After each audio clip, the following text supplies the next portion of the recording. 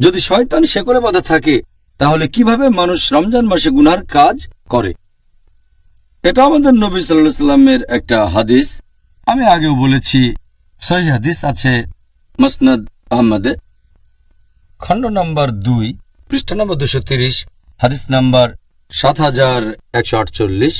এছাড়াও এই হাদিসটা আছে সুনানুন নিসাইতে, অধ্যায় নম্বর 5, হাদিস নাম্বার 2106। এখানে আমাদের নবীজি বলেছেন যে তোমরা সবাই শোনো, রহমতের মাস রমজান তোমাদের সামনে এসেছে। আল্লাহ তোমাদের নির্দেশ দিয়েছেন তোমরা এই মাসে রোজা রাখো। আর বেহেশতের দরজা এই মাসে খোলা অবস্থায় থাকবে, দোজখের দরজা বন্ধ থাকবে, শয়তান থাকবে শেকলে বাঁধা। এই মাসের একটা রাত 1000টা মাসের চেয়েও উত্তম।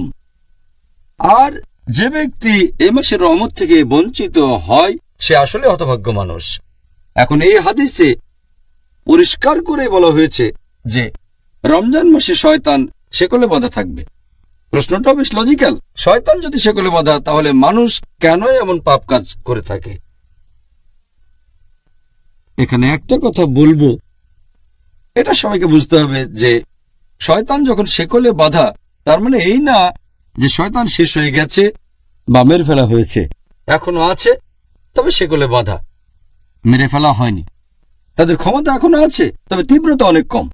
ভালো করে বোঝার জন্য একটা উদাহরণ দিচ্ছি আমি, যে ধরেন একটা সিংহ অথবা বাঘ মুক্ত থাকলে সম্ভাবনা বেশি আপনাকে মেরে ফেলবে, বিপদে পড়তে পারেন।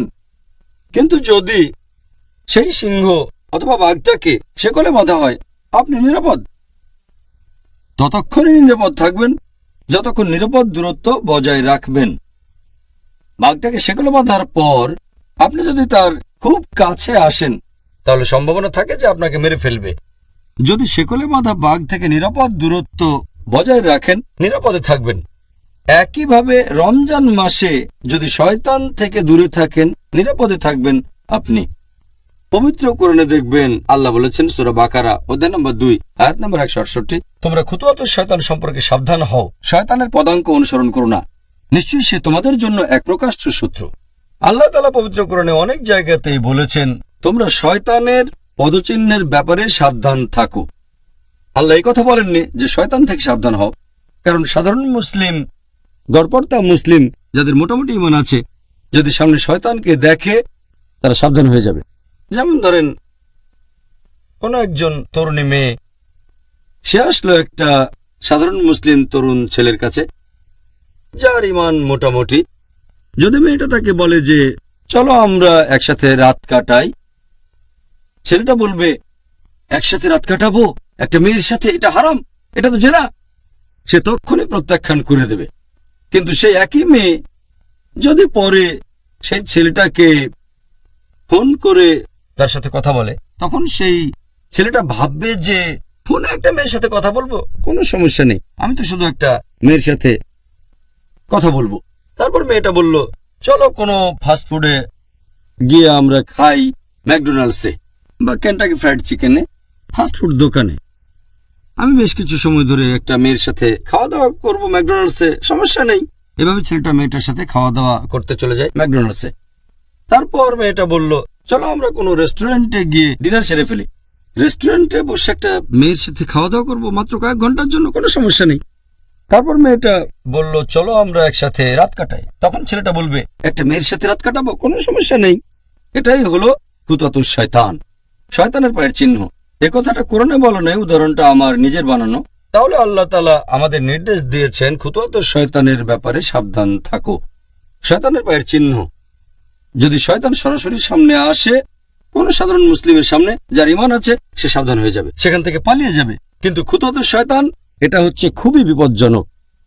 তাই আমরা বুঝতে পারছি শয়তান যখন শেকলে বাঁধা, তার পদচারণা তখন সীমিত জায়গা, তাই অনেক পাপেরই সম্ভাবনা তখন কম। তবে যদি আমরা তার কাছে চলে যাই, তাহলে সম্ভাবনা আছে তার দ্বারা প্রভাবিত হয়ে আমরা পাপ কাজ করে বসবো, গুনাহ করব। তাই আমাদের সাবধান থাকতে হবে যে রমজান মাসে যদি দূরত্ব বজায় রাখি, তাহলে পাপ কাজ করার সম্ভাবনা কম। কিন্তু যদি শয়তানের কাছে চলে যায়, সে যদিও শেকলে বাঁধা, যেমন শেকলে বাঁধা অবস্থাতেও বাঘ চলাফেরা করতে পারে, শয়তানও ঠিক সেরকম। আমি ব্যাপারটা এইভাবে দেখি। আমাদের নবী বলেছেন শয়তান শেকলে বাঁধা, তারপরেও চলাফেরা করে, তবে দূরে থাকতে হবে। যদি দূরত্ব বজায় রাখি তাহলে নিরাপদে থাকব। আর আমার মতে দ্বিতীয় কারণটা হচ্ছে যে এই পবিত্র রমজান মাসে যদিও শয়তান শেকলে বাঁধা, আমরা এটা ভুলে যাই যে বাকি 11টা মাস মুক্ত থাকে। আর এই 11 মাসে শয়তান মানুষকে যেভাবে প্রভাবিত করে, সেটার প্রভাব আর ফলাফলটা রমজান মাসেও কিছুটা দেখা যায়।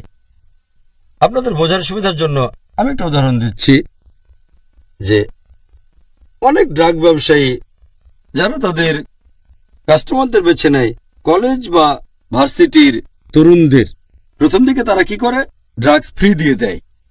এভাবে তরুণদের ড্রাগস দিয়ে লোভ দেখায়, আর কিছুদিন পার হয়ে গেলে সামান্য টাকার বিনিময়ে ড্রাগস বিক্রি করে থাকে। এরপরে চার্জ করা শুরু করে অনেক বেশি বেশি। তবে ততদিনে তরুণরা সে ড্রাগসে আসক্ত হয়ে গেছে।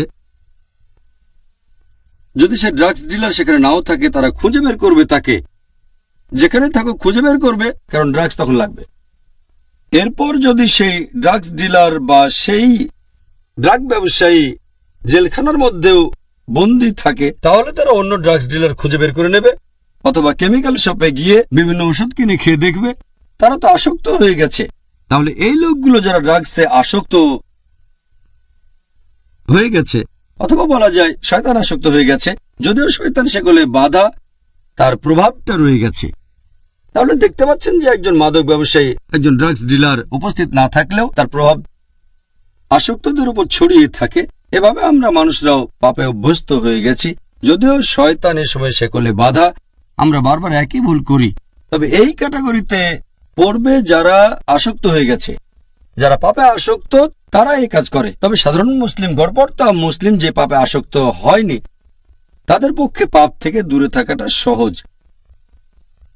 এ ব্যাপারে তৃতীয় যে লজিকটা, সেটা হচ্ছে, যদিও অনেক বিশেষজ্ঞ বলেন যে এই পবিত্র রমজান মাসে শক্তিশালী শয়তানরা, বড় শয়তানরা সেকলে বাধা থাকে, ছোটগুলো মুক্ত থাকে, এজন্য মানুষ এ সময় পাপ করে। তবে আমি এটা যেভাবে দেখি, তৃতীয় কারণটা হচ্ছে, যদিও শয়তান এ সময়ে সেকলে বাধা আল্লাহ বেঁধে রেখেছেন, তারপরও তার প্ররোচনা দেয়। শয়তানরা যেভাবে মানুষকে তার কাছে নিয়ে আসে, তার একটা হলো কুমন্ত্রণা দেওয়া, প্ররোচিত করা। আল্লাহ পবিত্র কোরআনে বলেছেন, আছে সূরা নাস অধ্যায় নম্বর 114 আয়াত 1 থেকে 6, কুল আউযু বিরাব্বিন নাস মালিকিন নাস ইলাহিন নাস মিন শাররিল ওয়াসওয়াসিল খান্নাস আল্লাযী ইউওয়াসওয়িসু ফি সুদুরিন নাস মিনাল জিন্নাতি ওয়ান নাস। তারা মানুষের মনের ভেতরে কুমন্ত্রণা দিয়ে তারপর বেরিয়ে যায়। তাদের মধ্যে রয়েছে জিন আর মানুষ। এখানে পবিত্র কোরআন আসলে শয়তানের কথা বলছে, যারা মানুষের মনে কুমন্ত্রণা দিয়ে তারপর বেরিয়ে যায়। আর এই সব শয়তানের মধ্যে রয়েছে জিন আর আছে মানুষ। তাহলে হয়তো আল্লাহ সুবহানাহু ওয়া তাআলা সেগুলো আটকে রেখেছেন সেই শয়তানদের যারা জিন, কিন্তু মানুষরা তো থাকে মুক্ত অবস্থায়।